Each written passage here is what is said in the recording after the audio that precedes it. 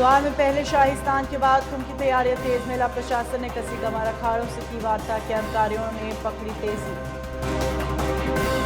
चमोली में प्रशासन का सुस्ती का जनता भुगत रही अंजाम। सड़क बनी लेकिन पुल गायब। कछुआ चाल से हो रहा निर्माण का कार्य। हरिद्वार में बिजली विभाग की बड़ी लापरवाही। बंद पड़े स्कूल का बिजली बिल आया 35,000। कोरोना काल से बंद पड़ा था स्कूल। चमोली में ग्रामीणों ने विकास संबंधी 3 सूत्रीय मांगों को लेकर किया प्रदर्शन। मांग पूरी न होने तक जारी रहेगा धरना। रुद्रप्रयाग में कांग्रेस प्रदेश प्रभारी का कार्यकर्ताओं से आह्वान। कहा, केंद्र राज्य सरकार की नाकामियों को जनता तक ले जाए।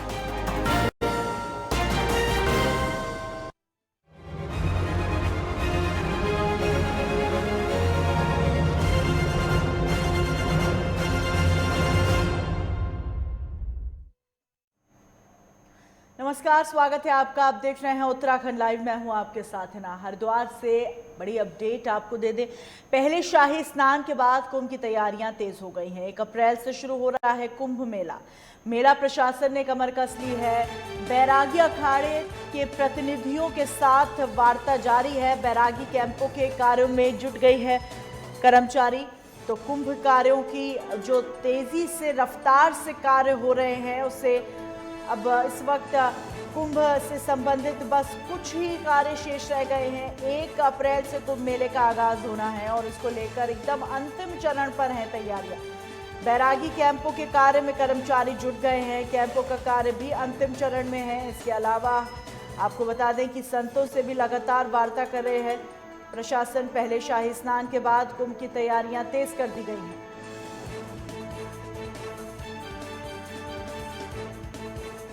1 अप्रैल से कुंभ मेला शुरू हो रहा है। मेला प्रशासन ने कमर कस ली है। तैयारियां अंतिम चरण में हैं। संजय पुंडीर हमारे सहयोगी तमाम जानकारियां देने के लिए हमारे साथ मौजूद हैं। संजय, कुंभ कार्यों की जो तैयारियां हैं, ये जो पूरी अंतिम चरण की तैयारियां हैं, वो अब इस वक्त की जा रही हैं। 1 अप्रैल से कुंभ मेला शुरू होना है, क्या कुछ अपडेट देंगे? बिल्कुल हिना, लगातार ही जो कुंभ के कार्य है, जिस तरीके से अधूरे कार्य पड़े रहे हैं, उसको मेला प्रशासन लगातार निरीक्षण कर पूरा करने की बात कह रहा है। हालांकि लगातार ही जो साधु संत है, वो इस बात का विरोध कर रहे थे कि जो काम कार्य है वो अधूरे पड़े हैं। लेकिन जो मेला अधिकारी दीपक रावत है, वो क्षेत्र में भ्रमण कर रहे हैं। लगातार ही जो अधिकारी हैं उनको निर्देश दे रहे हैं कि 1 तारीख से पहले सारे कार्य पूरे हो जाने चाहिए। हालांकि जिस तरीके से राज्य में नेतृत्व परिवर्तन हुआ है, मुख्यमंत्री भी चेंज हुए हैं, नए मुख्यमंत्री तीरथ सिंह रावत आए हैं, तो वो भी लगातार ही 2 बार हरिद्वार आ चुके हैं। उनका भी यही कहना है कि जितने भी अधूरे कार्य हैं वो जल्द से जल्द पूरे कर लिए जाए। हालांकि कुंभ के लिए नए जो मजिस्ट्रेट है, उनकी भी तैनाती हो गई है। 8 पीसीएस अधिकारी की हरिद्वार में तैनाती हुई है। जो पहाड़ से आए हैं, जो हल्द्वानी, देहरादून और उत्तर काशी थे, वो कहीं ना कहीं हरिद्वार पहुंचने ही वाले हैं। लगातार ही जो कुंभ के कार्य है वो जल्द पूरे हो जाएंगे। हालांकि ज्यादातर जो कार्य है वो पूरे हो गए हैं, लेकिन जो अस्थायी कार्य है उसमें कैंपिंग हो या फिर बैरागी कैंप में कैंप लगने हो या भूमि का आवंटन हो। हालांकि भूमि का आवंटन भी हो गया है। अब भूमि का जो कार्य है वो लगातार ही कैंपिंग जारी है उनमें। देखिए हिना, जानकारियों के लिए शुक्रिया आपका।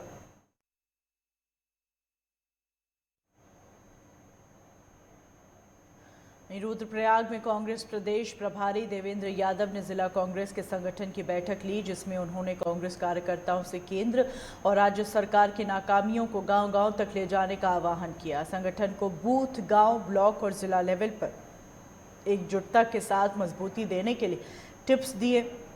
वहीं उन्होंने आगामी 2022 के चुनाव के लिए तैयारियों में जुट जाने का आह्वान किया।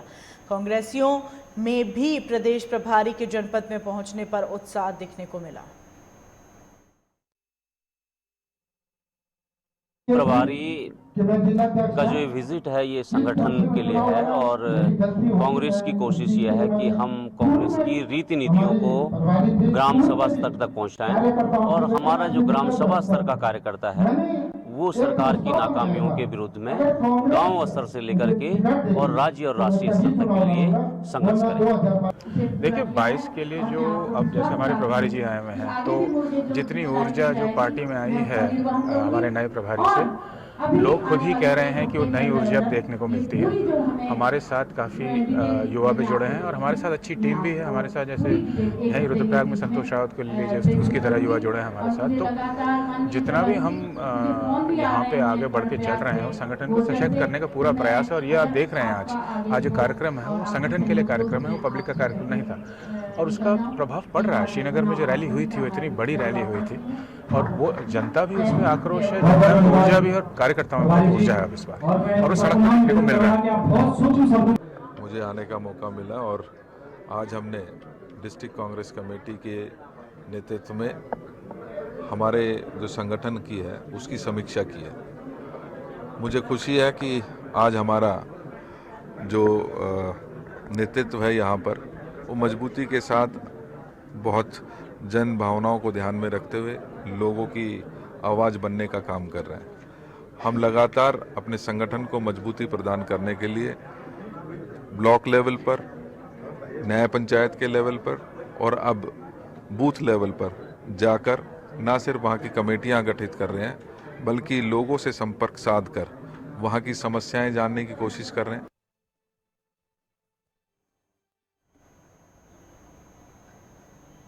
चमोली जिला मुख्यालय में आशा कार्यकर्ताओं ने विभिन्न मांगों को लेकर जिलाधिकारियों को ज्ञापन सौंपा। दरअसल काफ़ी लंबे समय से आशा कार्यकर्ता समय समय पर पूरे प्रदेश में समस्याओं को लेकर धरना प्रदर्शन करती रही हैं। उनका कहना है सरकार ने उनकी हर मांग को अनदेखा किया। वहीं उनका कहना है कि जनता हमारा काम था उसे भी अधिक काम करना पड़ता है और उस कार्य को भी अच्छी तरह निभा रहे हैं। वहीं सरकार जो भी मानदेय आज दे रही है उससे उनका परिवार का पालन पोषण नहीं होता। मैं सुनीता राणा बोल रही हूँ। सर, हमारी मांगे हैं, हम 24 घंटे ड्यूटी करते हैं और उसके बदले में सरकार हमें कुछ नहीं दे रही है। प्रोत्साहन राशि भी थोड़ी बहुत देती है, उसमें भी क्या होता है। हमारी बहुत सारी मांगे हैं लेकिन पता नहीं सरकार हमसे पता नहीं आज तक कभी मांगे पूरी हुई नहीं हमारी, क्योंकि सरकार हम पे ज़्यादा ध्यान नहीं दे रही। सिर्फ काम हमारे इतने ज़्यादा हैं कि दर्जन काम है हमारे, और राज्य सरकार अलग से काम देती है और केंद्र सरकार अलग से। ये जिला ब्लॉक अध्यक्ष 2 ब्लॉक सर, हमारे यहाँ पर ये है कि सरकार बहुत कुछ दे रही है हमको। ये नहीं कि हम सरकार को नहीं बोलते कि हमको कुछ नहीं दे रही है, बहुत कुछ दे रही है, पर हम तक तो 50 रुपये भी नहीं पहुँच रही है। हम 24 घंटे ड्यूटी करते हैं, हमें अपने बच्चों का भी परवाह नहीं रहता कि हम कैसे करके घर आएंगे, कैसे करके जाएंगे। 24 घंटे भी प्रिपेयर्ड रहते हैं, लेकिन हमें यहाँ पर जब डिलीवरी में भी आते हैं तो हम थोड़ा भी लेट पहुँचेंगे तो हमको वो 600 रुपये मिलती हैं। हम फर्स्ट माह से जब डिलीवरी हो जाती है तब तक गर्भवती की देखभाल करते हैं।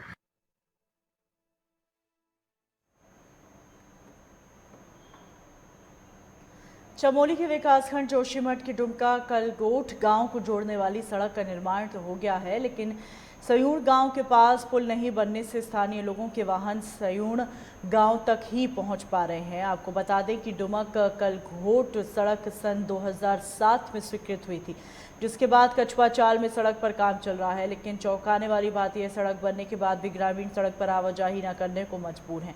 आलम यह है कि सरकारी नुमाइंदों ने सड़क तो स्वीकृत कर दी और सड़क बनकर तैयार भी हो गई, लेकिन सयूण गांव के पास सड़क को जोड़ने वाला पुल स्टीमेट से गायब है। वहीं स्थानीय ग्रामीणों का कहना है सड़क को जोड़ने वाला पुल जब तक बनकर तैयार नहीं होगा तब तक ग्रामीणों को सड़क बनने से कोई लाभ नहीं मिलेगा।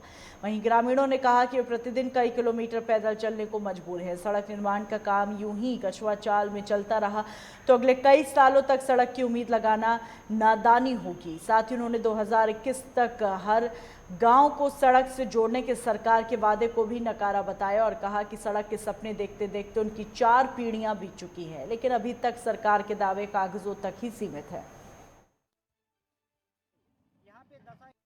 जी लगा बेमरू डुमक कलगोट मोटर मार्ग। इस मार्ग की स्वीकृति जो है कि जब हमारे पूर्व मुख्यमंत्री श्री भुवनचंद्र खंडूड़ी जी भारत सरकार में केंद्रीय मंत्री परिवहन मंत्री रह चुके हैं, परिवहन मंत्री, तब की स्वीकृत रोड है ये। तो आज खुद ही लगा लीजिए कितने साल हो गए इस रोड को डुमक कलगोट पहुंचने में।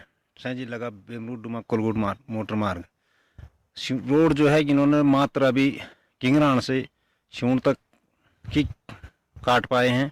उससे आगे जो है जो मैना गाड़ है वहाँ से इन्होंने जो एक मशीन जैसी के तैसी कलगुड़ में पहुँचाई, लेकिन बीच जो है ना तो रोड कटी है, यहाँ तक कि हमारा जो पैदल मार्ग 6 फीट का था उन्होंने उसको भी ध्वस्त कर दिया है। मैं ये कहना चाह रहा था कि जो मतलब रोड कटिंग के बारे में कुछ 2 शब्द कहना चाह रहा था मैं कि मतलब 2007 से जो ये रोड कटिंग हो रही है, आज 2021 लग चुके हैं, लेकिन 2007 से अभी तक कोई रोड मतलब ऐसा है कि जो कि उन्होंने थोड़ा थोड़ा काट के मतलब ये सारा पूरे जंगल पूरे वन को मतलब क्षतिग्रस्त कर दिया, लेकिन अभी तक जो है कि आज 2021 लग चुका है, 2007 से अभी तक 100 मीटर रोड तक नहीं कट रखी है। मैं सुरेंद्र सिंह रावत ग्राम कलगोट का निवासी हूँ और हमारे गांव में आज़ादी के 72 साल बाद भी अभी हमारे यहाँ पे रोड की कोई व्यवस्था नहीं है। हम जो है परिवहन से इतने दूर हैं कि आज भी 10-12 किलोमीटर कोई भी मरीज़ होता है, आज ही एक मरीज़ भी हमारे गाँव में, तो हमने 10-15 किलोमीटर डंडी पे ले गए और डंडी के सहारे गए। यहाँ पे दशा इतनी ख़राब है, एक खाली आदमी के चलने की रोड नहीं है। रुकेंगे ब्रेक के लिए। ब्रेक के उस पार खबरों का सिलसिला यूं ही जारी रहेगा।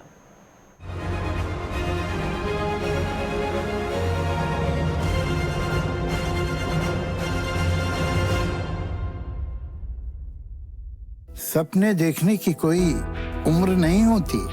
सपने देखिए, हर उम्र में देखिए। इसलिए दर्द से हारना नहीं है, दर्द को हराना है। घुटना, कंधा या कमर, चाहे जैसा हो दर्द, डॉक्टर ऑर्थो आपको देता है दर्द से पूरी आजादी, एक भरपूर जिंदगी। ये कोई टेम्परेरी पेन किलर नहीं, आयुर्वेदिक औषधि है। अगर नौकरी में तरक्की न मिलने, आपसी संबंधों में खटास होने, घर वालों से सम्मान न मिलने, या घर के निरंतर कलेश से हैं परेशान, तो कॉल करिए 9795777775 पर, जहां आचार्य धनंजय जी आपको देंगे हर समस्या का समाधान। देखिए नक्षत्र चक्र हर रोज सुबह 7:30 बजे सिर्फ लाइव टुडे पर। बॉलीवुड की हर खबर, फिल्मी सितारों का सफर, कंट्रोवर्सी से लेकर गॉसिप तक, लिंकअप से लेकर ब्रेकअप तक, देखिए हर हलचल बॉली तड़का में हर रोज दोपहर 12:30 बजे सिर्फ लाइव टुडे पर।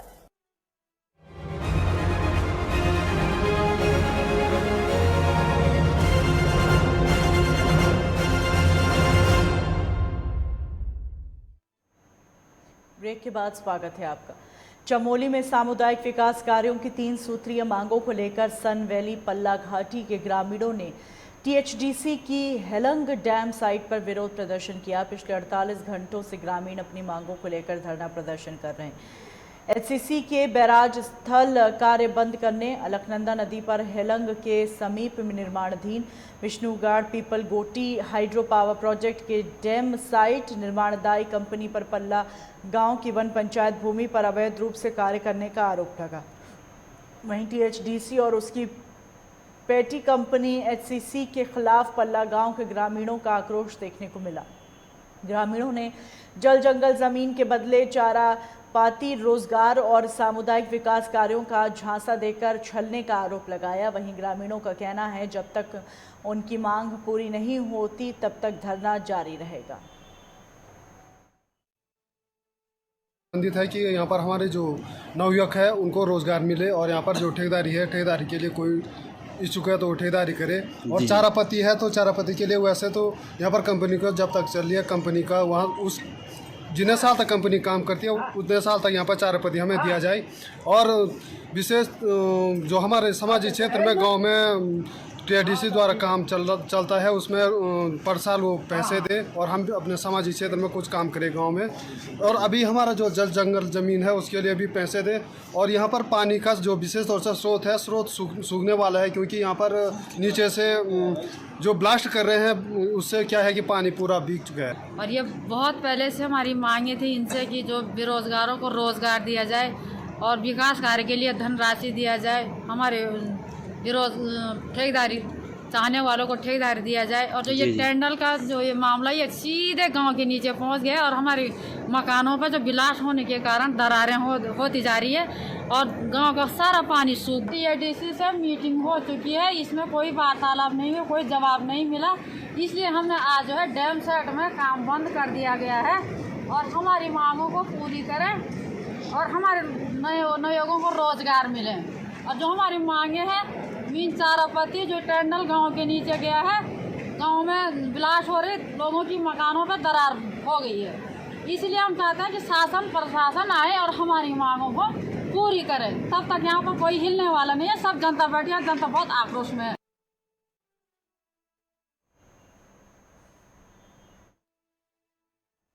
कोटद्वार के ग्रास्टनगंज से सटे जूनियर हाई स्कूल को ऊर्जा निगम ने 1 साल तक का बिजली बिल 35,000 रुपये थमाया।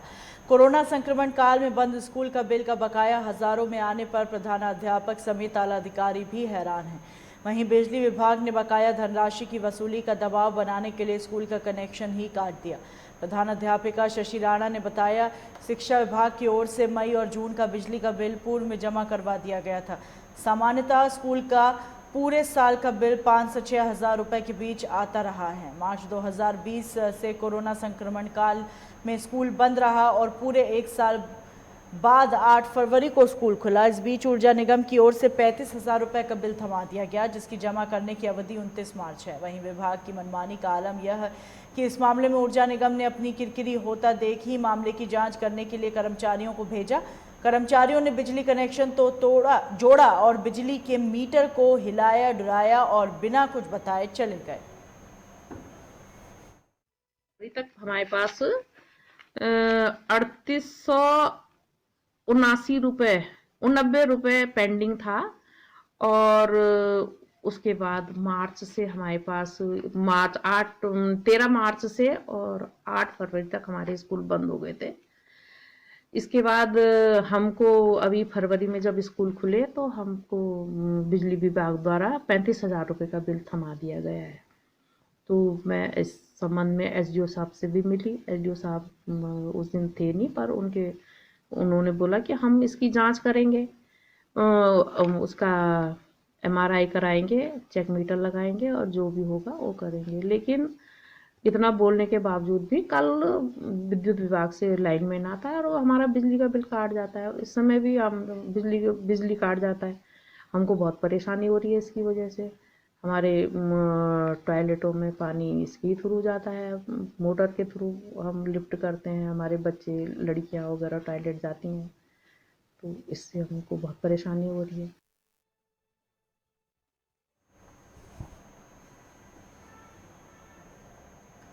रुद्रपुर के दिल्ली पब्लिक स्कूल में नेशनल फेंसिंग चैंपियनशिप का आयोजन किया गया, जिसका शुभ आरंभ भारतीय ओलंपिक संघ के सचिव राजीव मेहता, जनरल सेक्रेटरी बशीर अहमद, जिलाधिकारी रंजना राजगुरु ने संयुक्त रूप से दीप प्रज्वलित कर किया। इस दौरान भारतीय ओलंपिक संघ के सचिव राजीव मेहता ने DPS रुद्रपुर में अंतर्राष्ट्रीय फेंसिंग अकेडमी खोलने की घोषणा की, जिसमें देश और प्रदेश में फेंसिंग में रुचि रखने वाले प्रतिभागियों को मंच मिलेगा। इसके जरिए प्रतिभागी देश और विश्व में नाम रोशन कर सकें। वहीं भारतीय ओलंपिक संघ के सचिव राजीव मेहता ने बताया, एक बालिका फेंसिंग चैंपियनशिप में ओलंपिक के लिए चुनी गई और दिल्ली पब्लिक स्कूल रुद्रपुर को फेंसिंग चैंपियन का जिला स्तर का सेंटर बनाने की घोषणा की। बता दें, इस चैंपियनशिप में 32 राज्यों के भिन्न भिन्न क्षेत्रों से कुल 28 टीमें प्रतिभाग कर रही हैं, जिसमें 537 प्रतिभागी, 55 टेक्निकल ऑफिसर, 64 कोच और मैनेजर, 30 छात्र, NIS Patiala assistancy technical officer ने प्रतिभाग किया। वहीं नेशनल फेंसिंग प्रतियोगिता 15 मार्च से 17 मार्च तक जूनियर वर्ग हेतु और 19 मार्च से 21 मार्च तक सीनियर वर्ग हेतु आयोजित होगी। DPS रुद्रपुर के प्रांगण में नेशनल फेंसिंग चैम्पियनशिप का आयोजन हो रहा है। ये 3 दिवसीय है। उसके बाद वॉलीबॉल का भी चैम्पियनशिप होना है और इस नेशनल फेंसिंग चैम्पियनशिप में हमारे 27 राज्यों के लगभग खिलाड़ी और ऑफिशियल्स मिला के 700 लोग प्रतिभाग कर रहे हैं।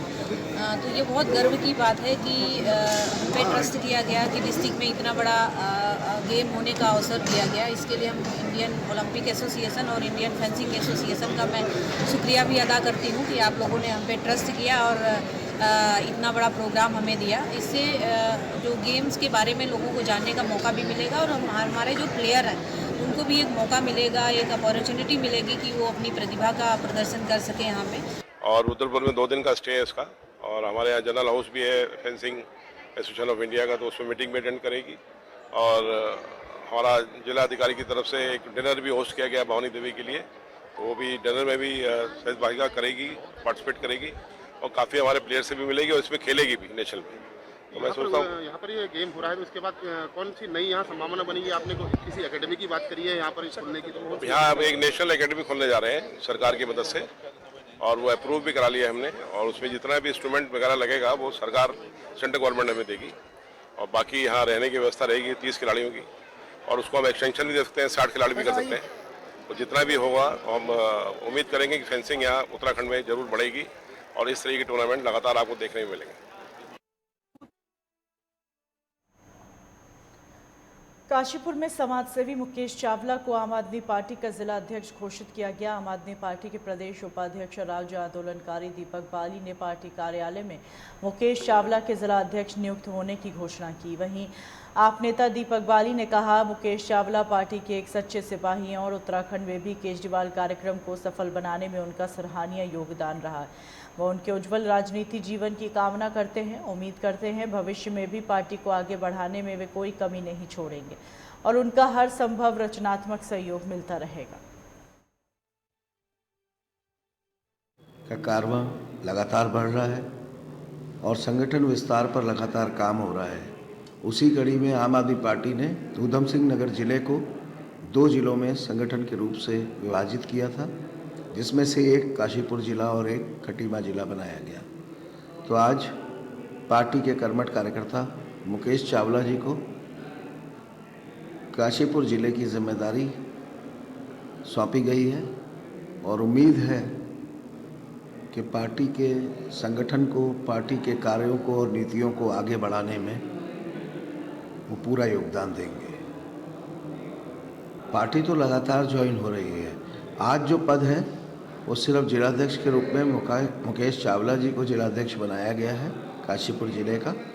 अब भविष्य में वो अपने ज़िले के संगठन को और विस्तार देंगे और विधानसभा वाइज भी विस्तार जल्द ही होगा। पार्टी ने, आम आदमी पार्टी ने संगठन विस्तार के लिए ऊधम सिंह नगर जिले को 2 जिलों में विभाजित किया।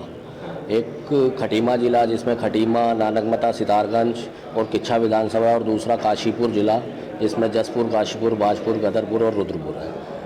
उस जो काशीपुर जिला है उसका आज मुझे जिलाध्यक्ष नियुक्त किया गया। इसके लिए मैं शीर्ष नेतृत्व को, प्रदेश नेतृत्व को धन्यवाद देता हूं कि उन्होंने मुझे इस लायक समझा। 2022 की तैयारी को देखते हुए पूरे ज़िले का संगठन का विस्तार किया जाएगा। हमारे हर ज़िले में, हर विधानसभा में संगठन मंत्रियों के साथ मिलकर, प्रदेश के पदाधिकारियों के साथ मिलकर सारे ज़िले का विस्तार किया जाएगा। वह और जो दूसरी पार्टियों में लोग हैं, भाजपा, कांग्रेस, बसपा में जो परेशान हैं, उनको भी अपनी पार्टी में जाके बात करके लिया जाएगा। बात की जाए चुनौतियों की, चुनौतियाँ तो बहुत हैं क्योंकि पार्टी अभी 1 साल ही हुआ है पार्टी को, ये कि 70 की 70 विधानसभाएं लड़ेंगी, मगर उस 1 साल में ही पार्टी ने अच्छा परफॉर्म किया, अच्छा ग्रोथ किया। लोगों को तीसरा विकल्प की जो तलाश थी इस उत्तराखंड में, वो आम आदमी पार्टी बनकर आएगी और उस चुनौती को हम स्वीकार करके 2022 में अपनी सरकार बनाएंगे। देहरादून से बड़ी खबर आपको बता दें, 2 दिवसीय कार्यशाला का आयोजन किया जा रहा है। कार्यक्रम में सीएम तीरथ ने शिरकत की। सीएम ने कार्यशाला का शुभ आरंभ किया। नशे की रोकथाम पर मंथन हो रहा है। यूपी, चंडीगढ़ की बाल आयोग अध्यक्ष भी मौजूद हैं। तो कार्यशाला का आयोजन हुआ जिसमें मुख्यमंत्री तीरथ सिंह रावत मौजूद रहे। इस कार्यशाला में नशे की रोकथाम पर मंथन हो रहा है, किस तरीके से नशे को रोका जाए, आमजन और युवाओं को किस तरीके से नशे से दूर रखा जाए।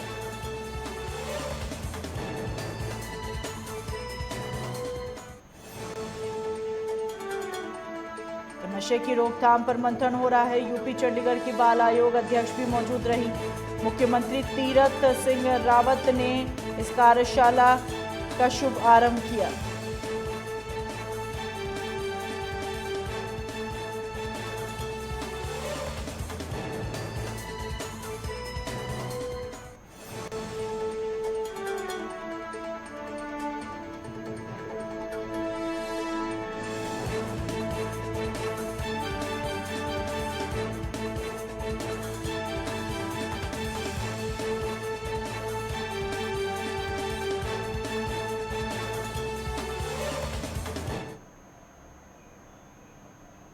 खबरों के साथ बुलेटिन में फिलहाल इतना ही। दीजिए इजाजत।